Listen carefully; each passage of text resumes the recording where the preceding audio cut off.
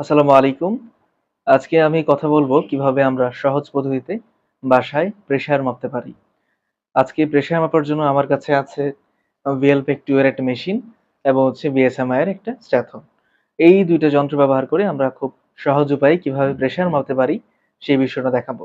আর আমরা digital monitoring pressure মেশিনগুলো avoid করব, কারণ সেই প্রেশার মনিটর বা মেশিনগুলিতে ভালো রিডিং আসে না এবং অনেক সময় অ্যাকুরেসি আসে না।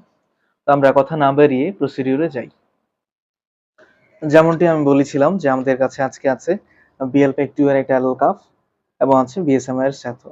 তো এখন আমি কিছু ল্যান্ডমার্ক দেখায় দিচ্ছি, যে ল্যান্ডমার্ক গুলো আমাদেরকে খেয়াল রাখতে হবে প্রেশার মাপার ক্ষেত্রে। প্রথমত হচ্ছে আমরা পেশেন্টকে বলবো রিল্যাক্স থাকতে, এবং সেই পেশেন্টের আমরা হাতের এই অংশটা যাকে বলা হয় কিউবিটাল ফোসা, এই অংশটার মধ্যে আমরা বিপি কাফটা বাঁধবো এবং এইখানে আমরা স্টেথোস্কোপটা রাখবো। তো আমি দেখাচ্ছি কিভাবে আমরা বিপি কাপটা লাগাবো এবং কিভাবে স্টেথোস্কোপটা রাখবো।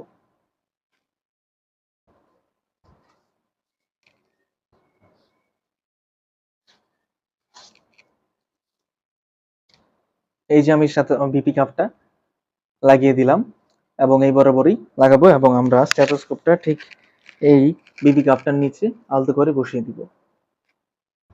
আর স্টেথোস্কোপ লাগাবার ক্ষেত্রে আমরা অবশ্যই খেয়াল করব যে স্টেথোস্কোপটা অ্যাক্টিভ আছে কিনা বা স্টেথোস্কোপের ডায়াফ্রামটা অ্যাক্টিভ আছে কিনা সেটা খেয়াল করব।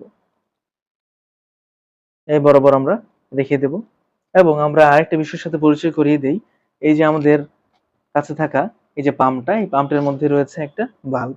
এই বাল্বটা আমরা টাইট করব এবং প্রেশার মাপার ক্ষেত্রে এই বাল্বটা আমরা লুজ করব সময় সাপেক্ষে।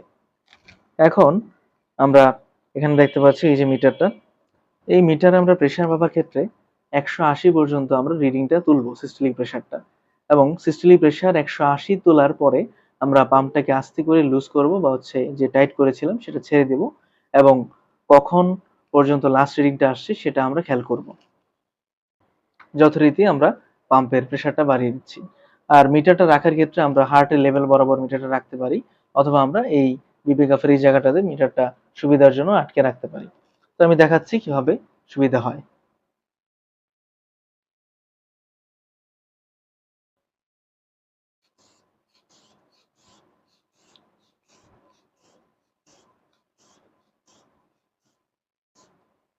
তো যে কথা বলেছিলাম যে 180 পর্যন্ত আমরা এনে আস্তে করে মিটারটা ছেড়ে দিব।